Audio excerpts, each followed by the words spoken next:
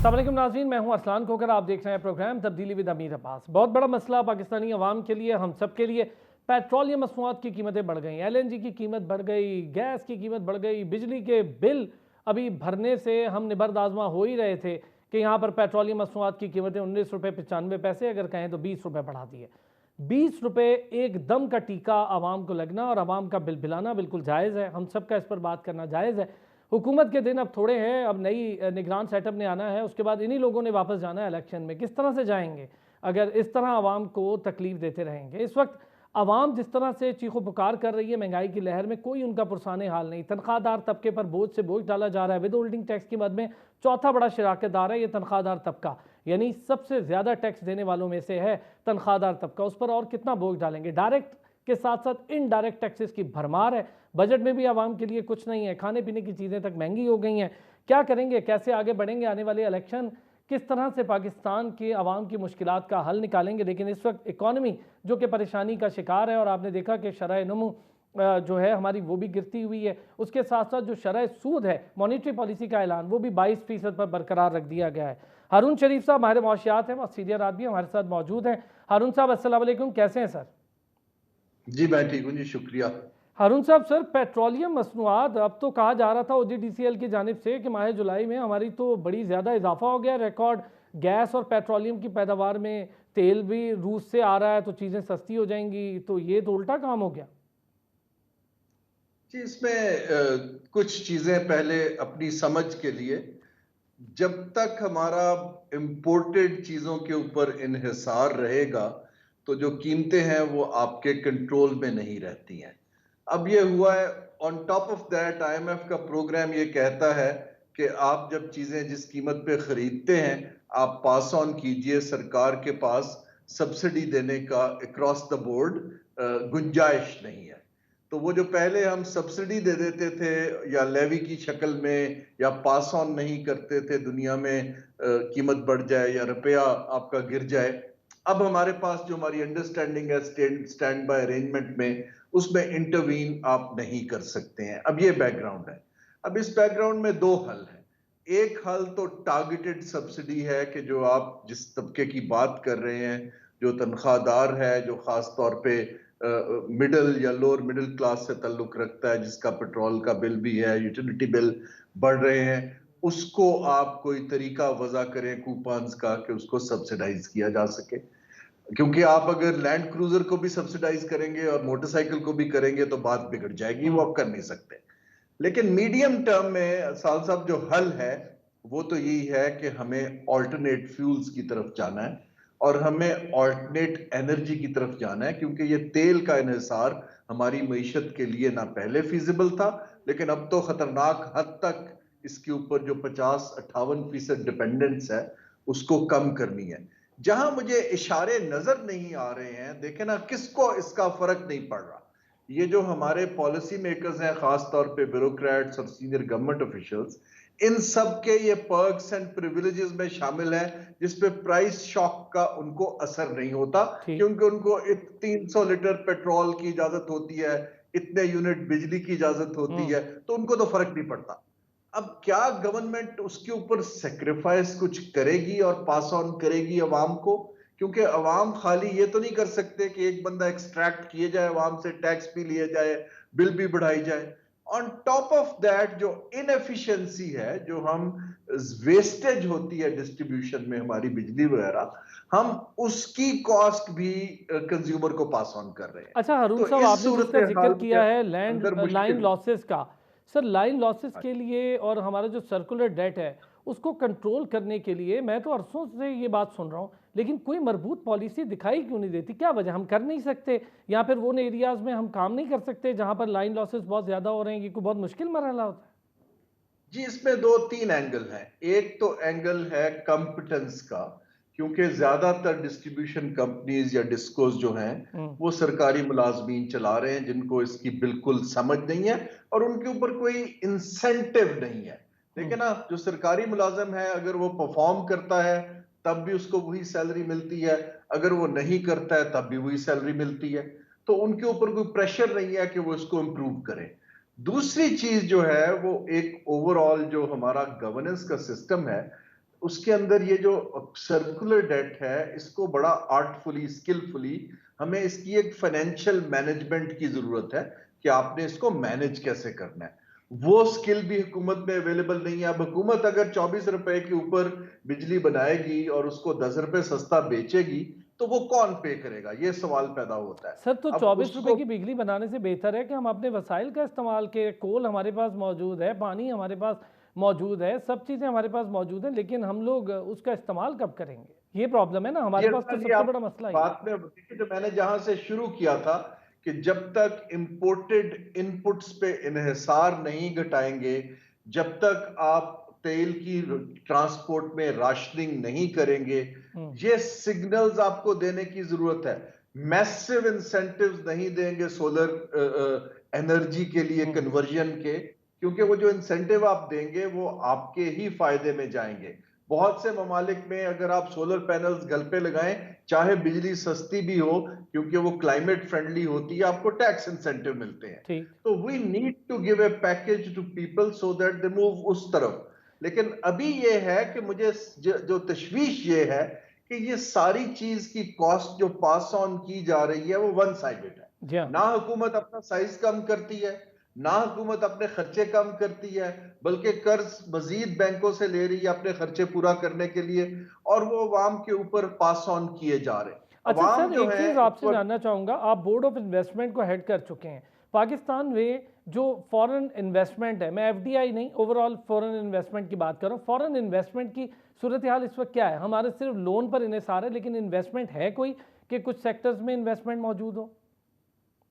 जी देखिए, हमारी जो ओवरऑल इन्वेस्टमेंट है, हम इसको नंबर्स में नहीं देखते, हम उसको जीडीपी के तनासुब में देखते हैं। ठीक।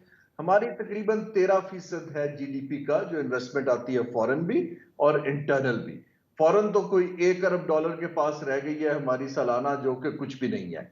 अब ये हमें ये सोचने की जरूरत है, इस माइंडसेट को, कि लोन के ऊपर इकोनॉमिक रिवाइवल नहीं हुआ करते। खास तौर पे अब ग्लोबली भी इंटरेस्ट रेट्स ऊपर जा रहे हैं। आप अब जो अपना बॉन्ड फ्लोट करते हैं, उसके ऊपर डॉलर बेस्ड आपको डबल डिजिट प्रीमियम पे करना पड़ता है। सो हमें तो बिल्कुल सारी तवज्जो इस तरफ देनी चाहिए कि एक इकोसिस्टम बनाएं, और जो हमारे पास लोन्स हैं उनको स्वैप करें इन्वेस्टमेंट से। लेकिन इन्वेस्टर देखिए, जो फॉरेन इन्वेस्टर है वो क्यों आएगा, जब उसको पता ही नहीं कि रूपी की वैल्यू की सर्टेनिटी कितनी है, जब उसको पता नहीं कि मैं अपना डिविडेंड जो है और पैसे रिपैट्रिएट कर पाऊंगा या नहीं कर पाऊंगा। बाकी जो डिस्प्यूट रेजोल्यूशन के मैकेनिज्म्स हैं, इसके अलावा जो प्रॉपर्टी राइट्स के इश्यूज हैं, तो हमारे कंपेटिटर जो हैं, जो हमारे कंबोडिया है, बांग्लादेश है, वो इस मामले में उनसे हमसे कहीं आगे निकल चुके सर हैं। उसकी शायद बड़ी ये जो रीज़न हमने ये अभी, होगी हारून साहब, कि उन लोगों ने अपना इन्हिसार एक्सपोर्ट पर शुरू कर दिया, रेवेन्यू पर शुरू कर दिया। हम रेवेन्यू से ज़्यादा टैक्सेस को रेवेन्यू मान के चल रहे हैं इस मुल्क में। जी ये आप इसको समझना पड़ेगा। देखिए, टैक्सेस टैक्सेस आपने उसी मईशत से लेने हैं जितनी उसमें गुंजाइश है। अगर हमारी जीडीपी ग्रोथ जो है वो 1% से कम रहेगी, तो मैं आज लिख लें कि टैक्सेस के टारगेट्स नहीं पूरे होंगे, अनलेस कि आप सियासत को एक तरफ रखें और ऐसे सेक्टर्स को टैक्स करें जो सालों से टैक्स नहीं देते आ रहे। इकोनॉमिक्स के फंडामेंटल्स जो हैं, उनको अगर हमने स्ट्रक्चर ऑफ इकोनॉमी बदलना है, तो आप सब कुछ नहीं कर सकते हैं। देखिए, पाकिस्तान की कोई भी जो माशी पॉलिसी है, उसके 4 फंडामेंटल इस वक्त प्रिंसिपल्स चाहिए। ए, आप जो भी पॉलिसी बनाएं उससे यंग लोगों के लिए नौकरियां निकलें। बी, हम जो है एक्सपोर्ट के हिसाब से हमारे डॉलर्स आ सकें। सी, हम वैल्यू एडिशन के लिए उसके अंदर मशीनरी को, टेक्नोलॉजी को इंट्रोड्यूस करें। और डी, हम नॉलेज इकोनॉमी की तरफ जाएं जिसमें मार्जिन ज़बरदस्त। ज्यादा है। ज़बरदस्त। उसके अलावा कोई पॉलिसी भी हमारी जो है, चाहे आप $10 अरब ले आए, लेकिन कल को अगर वो सारा बाहर जा रहा है, तो एक्चुअली हमारे लिए नुकसानदेह है। बहुत अच्छे सर, ये जो हुकूमत, 4 आपने चीज़ें बताई हैं ना, ये सबसे इंपॉर्टेंट चीज़ें हैं। मेरा ख्याल है इससे बेहतर और कोई बात नहीं हो सकती कि इतने आसान अल्फाज में आपने जो चीज़ें बता दी हैं इकॉनमी बेहतर करने की, लेकिन समझ में नहीं आ रहा कि हुकूमत के पास ये 4 फार्मूले आ क्यों नहीं रहे। बहुत शुक्रिया हारून शरीफ साहब, हमारे माशियात हमारे साथ मौजूद थे। ब्रेक पर जाएंगे, वापस आएंगे तो बड़ा अहम मामला पाकिस्तान में इंसाफ से जुड़ा है, उस बच्ची से जुड़ा है जो इस वक्त हॉस्पिटल में ज़िंदगी और मौत की कश्मकश में है, उस पर बात करेंगे।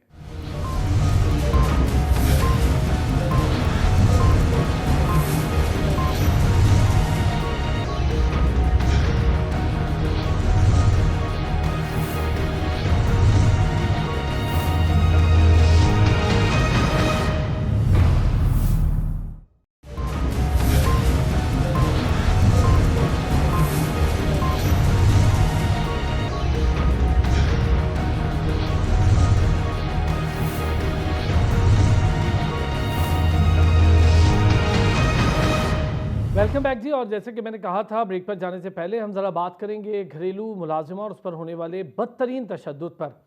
अगर मैं थोड़ा सा जिक्र करूं दूसरी जंग अजीम का, जहां पर जर्मन फ़िज़ाइया के जहाज़ मुसलसल गोला बारूद बरसा रहे थे, तो वहां पर शदीद परेशानी थी बरतानिया को। बरतानिया के उस वक्त के वज़ीर आज़म चर्चिल से जाके पूछा गया कि इस कदर जंग चल रही है और बरतानिया की सूरत हाल कुछ अच्छी नहीं है, तो अब बरतानिया का बनेगा क्या। जवाब में चर्चिल ने पूछा कि क्या हमारी अदालतें अपना काम कर रही हैं, तो जवाब मिला बिल्कुल मामूल के मुताबिक अपने फैसले कर रही हैं और लोगों को इंसाफ मुहैया कर रही हैं। ये एक बहुत बड़ा जुमला था। उस पर चर्चिल ने खुदा का शुक्र अदा किया और कहा कि बस अब ये देखें कि हमें कोई मसला नहीं होगा और ये जंग हम जीत कर रहेंगे। इससे ये बात साबित हुई कि जब इंसाफ आम आदमी या आम इंसाफ की दहलीज तक पहुंचता है ना, तो वही ममालिक तरक्की भी करते हैं, वही ममालिक दुनिया पर राज भी करते हैं। लेकिन हमारे यहाँ घरेलू मुलाजिमों पर तशद्दुद के वाक़यात मुसलसल बढ़ते जा रहे हैं। इससे ये कोई पहला वाक़या नहीं कि रिजवाना इस वक्त लाहौर के हॉस्पिटल में ज़िंदगी और मौत की कश्मकश में है। इससे पहले ऐसे लातादाद वाक़यात हैं और जब ताकतवर के घर कोई मुलाजिम होता है तो उसका कोई पुरसाने हाल नहीं होता। इस वक्त ये सूरत हाल इख्तियार हो चुकी है कि नोटिस लिया गया लेकिन अब तक कोई बड़ी कार्रवाई अमल में नहीं आई। क्यों नहीं आई, इसकी क्या वजूहात हैं। इस जैसे कई केसेस हैं और इन्हीं केसेस पर काम करने वाले एक अहम शख्सियत ज़िया अवान साहब आज हमारे साथ मौजूद हैं। एडवोकेट ज़िया अवान पाकिस्तान में बहुत बड़ा नाम है, ह्यूमन राइट्स एक्टिविस्ट हैं और बहुत से ऐसे बड़े बड़े केसेस हैं जिसमें ज़िया अवान साहब ने सपोर्ट मुहैया की है उन विक्टम्स को जिन्हें ताकतवर लोग कुचलने की कोशिश करते हैं। बहुत शुक्रिया ज़िया अवान साहब, आज आप हमारे साथ मौजूद हैं। ज़िया साहब, वाक़या आपके सामने है, घरेलू मुलाजिमा पर तशद्दुद, एक जज और उनकी बीवी की इन्वॉल्वमेंट, लेकिन पूछने वाला कोई नहीं है। और इस वक्त बच्ची की सूरत हाल जो मेरी इत्तलात है कि वो ICU पर भी मुंतकिल हो रही है, खाना पीना भी उस बच्ची का ठीक से नहीं हो पा रहा। ज़ाहिर है कि जो सूरत हाल उसकी है तो वो अल्लाह ताला किसी को ना दिखाए वो दिन। क्या कहते हैं सर, एक दिल दहला देने वाला और वाक़या ही है। हम तो अभी तक वो वाले डॉक्टर नहीं बन सके कि रोजाना हम ऑपरेशन कर रहे हैं और बेहोश हो जाएं। हालांकि हमें लग रहा है कि बेहोशी बहुत बढ़ गई है और मैंने ऐसे 100 के हिसाब से केस किए हैं जो सर्वेंट्स, जो लड़कियों के साथ और लड़कों के साथ ये सारे जो हालात बनते रहे हैं। तो मैं आपको बताऊं कि ये जो केस है, ये मैं इसी तरह के इसी नेचर के बहुत सारे केस मैंने हैंडल किए खुद, और उसमें भी बहुत बड़ी बड़ी शख्सियात होती थी और हमें धमकियां भी आती थी, सारा कुछ होता था। सबसे बड़े अफसोस की बात यह है कि ये एक ऐसे जो है ना शख्स के घर में जुल्म हुआ है जो कि खुद इंसाफ का जो है ना वो तराजू हाथ में पकड़े हुए, और वो जिस जिस उसका ताल्लुक ऐसी कम्युनिटी के साथ है कि जो लोग इंसाफ के लिए अदालतों की तरफ देखते हैं और वो अदालत का जज है और उसके घर के अंदर उसके छत के नीचे ही सारा काम हुआ है। और इतना अफसोसनाक वाकया मैं आपको बताऊं कि पाकिस्तान में जो हमारा कॉन्स्टिट्यूशन है वो ये कहता है कि स्लेवरी यहाँ नहीं। लोग इसको चाइल्ड लेबर और इन चीजों में डाल रहे होते हैं। ये चाइल्ड लेबर का इशू नहीं है, ये स्लेवरी है, ये गुलामी है। और गुलामी को खत्म करने के लिए पार्लियामेंट को और सुप्रीम कोर्ट को इन सबको कोई रास्ता निकालना चाहिए कि इस तरह की जो चीजें होती हैं, लोगों के घरों में जो बच्चे गिरवी रखे जाते हैं एडवांस लेकर, उनको जिस तरह माँ बाप और बीच में एजेंट छोड़ के आते हैं। अब तो यह है कि बच्चों को लेकर वो उम्रे पे जाते हैं भीख मांगने के लिए भी। हम अपने बच्चों को एक्सपोर्ट भी कर रहे हैं। और आपको पता है कि जो बच्चों और औरतों की स्मगलिंग बहुत बड़े लेवल पे हमारे बॉर्डरों से भी होती है और इवन एयरपोर्ट से भी होती है। जैसे तो ये जो केस है ये बहुत अफसोसनाक है और मैं समझता हूँ कि चीफ जस्टिस ऑफ पाकिस्तान को इस पर सुओ मोटो लेना चाहिए। उनके पास इख्तियार है, वो सियासी चीज़ों में सुओ मोटो लेते हैं, इसमें भी उनको लेना चाहिए। बहुत अच्छी मोटो बात ये कही आपने इस जिया तरह साहब, के छोटी छोटी चीज़ों पर सो मोटो ले तरह लेते के हैं। इतना बड़ा वाकया हो गया, एक बच्चे की जिंदगी कश्मकश में, किसी को कोई परवाह ही नहीं। देखें, इस तरह के जो मेरी एक पिटीशन ऑलरेडी जो है ना वो सुप्रीम कोर्ट में चीफ जस्टिस साहब ने अभी पिछले दो कुछ 20-25 दिन पहले उसकी हेयरिंग लगी थी, 2017 में मैंने दाखिल की थी कि बच्चों की जो ट्रैफिकिंग है, दिस इज ये जो बच्चा ये बच्ची जो है ये स्लेवरी और ट्रैफिकिंग दोनों का शिकार है, ठीक है ना, जिसमें मॉनेटरी चीजें भी इन्वॉल्व है। और फिर इसके अलावा हमारा जो पाकिस्तान पीनल कोड है, ताज़ीरात पाकिस्तान, ये वो जो उस पर जुल्म हुआ है, जो उसको मारपीट हुई है, जो उसको जिस तरह टॉर्चर, वो एक अलग सेक्शन है जो उसमें लगनी चाहिए। तो मेरा जो कहना है कि अगर चीफ जस्टिस साहब इस पर सुओ मोटो ले लें तो इस तरह के लाखों बच्चे रिकवर हो सकते हैं। अच्छा जिया साहब, एक चीज़ आपसे जानना चाहूँगा, जाहिर है कोई पहला वाक़या तो नहीं होगा, इतना बदतरीन उस पर तशद्दुद हुआ, इससे पहले भी होता रहा होगा, तो यकीनन अपने माँ बाप को आगाह भी करती रही होगी। अब माँ बाप जाहिर है दुख मना रहे हैं और मनाना बनता भी है, उनकी बच्ची है, लेकिन माँ बाप के हवाले से कवानीन क्या कहते हैं? अगर इस तरह से बच्चों को किसी की ग़ुलामी में दे दिया जाए और 13-14 साल की वो बच्ची है, तो माँ बाप पर भी बनता है मामला? अब चूंकि जो 18th अमेंडमेंट के बाद ये सारी चीजें प्रोविंशियल हो गई, अब जैसे सिंध के सूबे में अगर इस तरह की कोई बात हो तो माँ बाप के लिए भी सजा है। और इस तरह का मुझे यकीन है कि ये जो है ना सजाएं वो पंजाब में भी हैं। उसको थोड़ा सा मुझे लॉ को दोबारा से देखना, ऐसे बहुत सारे लॉज हैं जो कॉमन है हमारे, और उसमें माँ बाप जो इस तरह के वो जो बच्चों पे मजालिम कर रहे होते हैं या एजेंट कर रहे होते हैं, उनके लिए भी सजाएं मौजूद है। लेकिन अफसोस जिस बात का है वो ये है कि हमारे इदारे अपना रोल प्ले नहीं कर रहे। आपके गवर्नमेंट अच्छा, के जो इससे भी इंस्टीट्यूशन बड़ा हैं एक अफसोस है, इससे भी बड़ी बात है ज़ियावान साहब, जब हम देखते हैं कि उस जज की अहलिया यानी मुलजिमा सुमैया जिसकी मैं बात कर रहा हूँ, उसकी ज़मानत कबल अज़ गिरफ्तारी भी जो दरख्वास्त थी वो भी मंजूर हो गई है। ये कितना बड़ा जुल्म है? ये तो देखें, हमारे जो कोर्ट का प्रोसेस है कि अगर कोई जमानत कबल गिरफ्तारी लेने आए तो इंटरम उसको ग्रांट होता है। अभी उसको जमानत कबल गिरफ्तारी नहीं मिली है उस तरह से परमानेंट। वो अभी अब दोनों पार्टी सामने होंगी, सुनेंगी, और मुझे यकीन है कि हमारे जो इंसानी हुकूक पे काम करने वाले वकला हैं वो जाएंगे लड़की की तरफ से जाके वो और फिर प्रोसिक्यूशन का इसमें रोल बनता है। प्रोसिक्यूटर जनरल को चाहिए उस सूबे के कि वो एक अच्छे किसी वकील को या अच्छे प्रोसिक्यूटर को उसमें भेजे जो उसको पूरी तरह से एक्सपोज कर सके। तो ये सारे प्रोसेस सर इतना अफसोस होता है ज़िया और साहब, इस तरह की चीज़ें देखता हूँ ना तो इतना अफसोस होता है कि 1 लाख रुपए के मुचलकों के इवज़ एक बच्ची की ज़िंदगी दाव पर लगाने वाले इस तरह के तशद्दुद पसंद लोग, उनकी ज़मानतें मंजूर हो जाती हैं गिरफ्तारी से पहले। क्या पूछगछ होगी उससे, क्या बात होगी? तो क्या ये सेशन एंड डिस्ट्रिक्ट जज जो हैं आबिदा साहिबा, उन्होंने, आबिदा साजिद ने ये ज़मानत मंजूर की है क्या? ये तो सारे ही फिर मैं समझता हूँ कि इस कटहरे में खड़े हैं, सबका अपना, सारे ही मुलव्वस हैं इसमें, सबका कसूर है। ऐसा है कि अभी हम उस जज पे कोई रिमार्क नहीं करना चाहिए, अभी करें नहीं। जब वो बेल को कंफर्म करें तो फिर आप जो बात आपने करनी है, अभी कंफर्मेशन इसकी बेल की नहीं हुई है, वो अब हियरिंग होनी है और उसके बाद इसकी कंफर्मेशन होनी है। लेकिन मैं एक और बात, देखिए इससे पहले भी आपको पता है कि जो दिल्ली में एक एडिशनल सेशन जज थे, वो उनके साथ भी बहुत यही वाकया ऑलमोस्ट हुआ था। तो अब जो ये हालात बने हैं इसमें मेरा ये ख्याल है कि चीफ जस्टिस ऑफ पाकिस्तान और जो चारों सूबों के बल्कि गिलगित बल्तिस्तान के भी जो चीफ जस्टिस है, उनको चाहिए कि वो एक एसओपी बनाएं कि किसी के घर में जितने मुलाजिम हैं जजों के घर में, वो किस उम्र के होने चाहिए और वो एडल्ट होने चाहिए, वो बच्चे नहीं होने चाहिए। अगर कोई बच्चा रखे तो उसको नौकरी से निकाल, लेकिन उसको मेरा जो नौकरी पे नहीं पूछने का होना मकसद है ना तो वो ज़िया खुद साहब, आपकी बात बिल्कुल काम ठीक है, चाइल्ड लेबर के कवानीन मौजूद हैं, चाइल्ड लेबर के हवाले से सख्तियाँ मौजूद हैं, किसी पर तशद्दुद करना और उसके कॉन्सिक्वेंसेस कानून का हिस्सा है मौजूद हैं। लेकिन मेरा जो सवाल था आपसे कि ठीक है हम उस पर नहीं करते कोई बात, लेकिन ये तो हम कह सकते हैं कि अगर किसी शख्स की फौरी गिरफ्तारी नहीं होगी तो यकीनी तौर पर ये तो हौसला पैदा हो जाएगा तशद्दुद करने वाले को। तो उसमें देखें, उसमें कोर्ट का रोल कम है और पुलिस का रोल ज्यादा है। जी पुलिस अगर देखें, अगर पुलिस की विल हो ना तो वो कब्र में से ही बंदा निकाल के ले आते। सही। लेकिन ऐसे केसों में वो अपनी एफिशिएंसी नहीं दिखाते, वो कोर्ट में पहुंची कैसे, वो कैसे उसने बेल दी, वो सबसे बड़ा क्वेश्चनेबल वो है जो पुलिस ने अपना रोल प्ले नहीं किया। और अब जब पुलिस इन्वेस्टिगेशन करेगी और उसी तरह उसको फेवर दिया तो वो बाहर आ जाएगी। अब तो ये सारा रोल जो है प्रोसिक्यूशन का और पुलिस का है कि वो किस तरह का केस जो है वो जज के सामने प्रेजेंट करते हैं। कवानीन बहुत सख्त भी हैं और उसमें उस पर अमल भी हो सकता है, लेकिन अमल कराने के लिए कोर्ट के सामने फैक्चुअल पोजीशन जो रखना वो तो उसका पुलिस का काम है।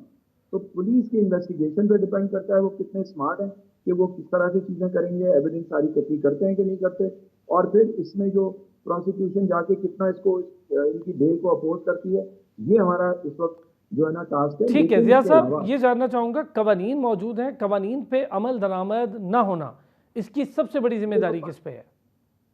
ये तो पाकिस्तान का नेशनल प्रॉब्लम है, ये नेशनल प्रॉब्लम है। हर फील्ड में कानून मौजूद है, इट्स इनफ लॉज, लेकिन इम्प्लीमेंटेशन का एक बहुत बड़ा जो इशू है वो यही है कि इम्प्लीमेंटेशन है। इम्प्लीमेंटेशन, सर इम्प्लीमेंटेशन में तो जाहिर है, फिर हमें पता है जिस तरह आप बता रहे हैं कि इन्वेस्टिगेशन में पुलिस की कोताहियां होती हैं। जी जी, जो आप प्लीज कहिएगा।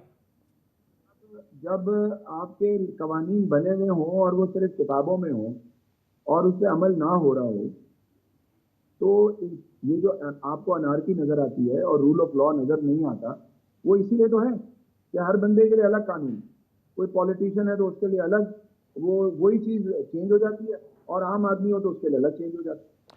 बहुत शुक्रिया। बहुत से मामला हैं जिस पर बात करनी है, लेकिन यहाँ पर एक छोटा सा ब्रेक लेंगे। ब्रेक से वापस आएंगे तो एक ऐसा मामला जो पाकिस्तान की इस वक्त सियासत का महवर है, यानी आम इंतखाबात, हल्का बंदियाँ और मरदमशुमारी, उस पर बात करेंगे एक ब्रेक के बाद।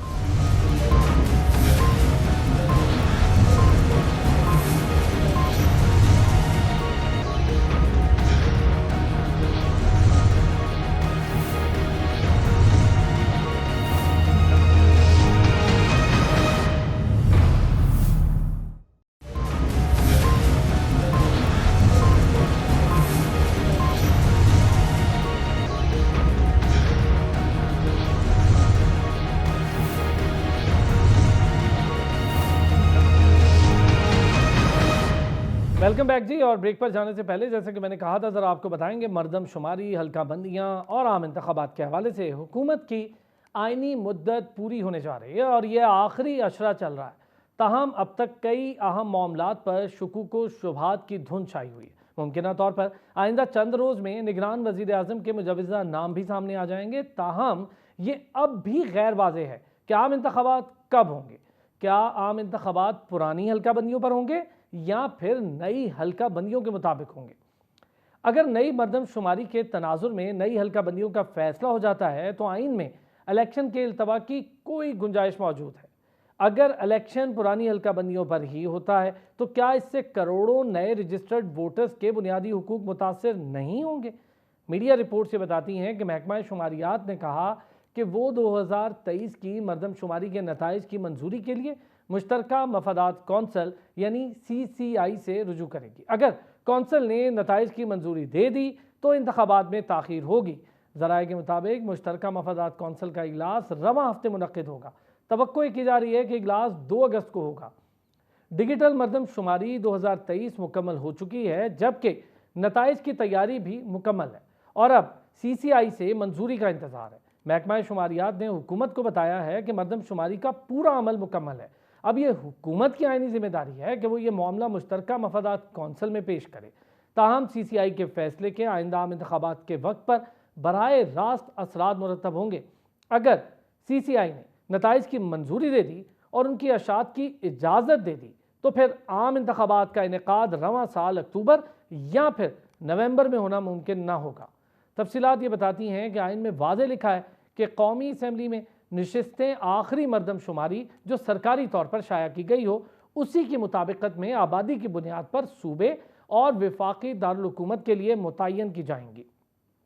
PDM हुकूमत का हिस्सा MQM इसरार कर रही है कि आइंदा आम इंतखाबात ताज़ा तरीन मरदमशुमारी की बुनियाद पर ही करवाए जाए और ये उनका अब से नहीं बहुत देरीना मुतालबा है। अगर हुकूमत नई मरदमशुमारी की बुनियाद पर इंतखाबात का फैसला करती है तो नतीजतन हल्का बंदी का आइनी और कानूनी तकाजा होगा इंतखाबी हलकों की हदबंदी में चंद माह का वक्त लगता है और ये काम इलेक्शन कमीशन ऑफ पाकिस्तान का है। दिलचस्प बात तो यह है कि माजी में नून लीग के रहनुमा भी नई मरदमशुमारी की बुनियाद पर आइंदा के आम इंतखाबात की बातें करते रहे, लेकिन अब वो 2017 की मरदमशुमारी की बुनियाद पर ही अक्टूबर या फिर नवंबर में इंतखाबात करवाने की हिमायत करते दिखाई दे रहे हैं। आम इंतखाबात में ताखीर के इम्कान के बारे में सियासत और मीडिया में खदशात और तज्जिए भी जेर बहस है। ये तो मामला था मरदमशुमारी का, लेकिन अगर मैं बात करूं 5 अगस्त 2019 की भी, जाते जाते उसका भी जिक्र कर दूं, तो 370 के कवानीन के खात्मे के बाद जो मकबूजा कश्मीर है, जिस पर गैर कानूनी तौर पर भारत मुसल्लत है, उसने उस कवानीन की तब्दीली के साथ ही वहाँ पर आबादी का तनासुब तब्दील करना और मकबूजा कश्मीर को एक बड़ी तरीन दुनिया की इंसानी जेल बना के रख देना, ये उसने कर दिया है। लेकिन दुनिया भर में इस वक्त खामोशी है और किसी के कान पर जूं नहीं रेंग रही। एक तरफ अक़वाम मुत्तहिदा की वो करारदादें जो मकबूजा कश्मीर में रहने वालों को उनके इंसानी हुकूक के साथ साथ सियासी हुकूक और उनकी रिहाइश का हक देते हैं, अपनी मर्जी के मुताबिक हुकूमत बनाने का हक देते हैं, उस पर आज तक कोई अमल दरामद भारत की हरदर्मी ने नहीं किया और अक़वाम आलम भी उसमें हरदर्मी ही दिखाती है। इस वक्त वहाँ पर शहदा की तादाद, ज़ख्मियों की तादाद, बच्चों की नस्ल कुशी, पैलेट गन्स का इस्तेमाल, ख़वातीन की इस्मत दरी जैसे ख़तरनाक वाक़यात भी बढ़ रहे हैं। वहाँ पर आर्मी को, यानी भारतीय आर्मी को खुला हाथ दे दिया गया है कि वो जैसे चाहें इंसानी हुकूक की पामाली करें, लेकिन एमनेस्टी हो, अक़वाम मुत्तहिदा हो, इंसानी हुकूक के चैम्पियंस हो, किसी की कान पर कोई जूं नहीं रेंग रही। हज़ारों की तादाद में नौजवान अपने घरों से गायब हैं, कोई पूछने वाला नहीं। अब तक के लिए इतना ही, फिर होगी आपसे मुलाकात। अपना ख्याल रखिए।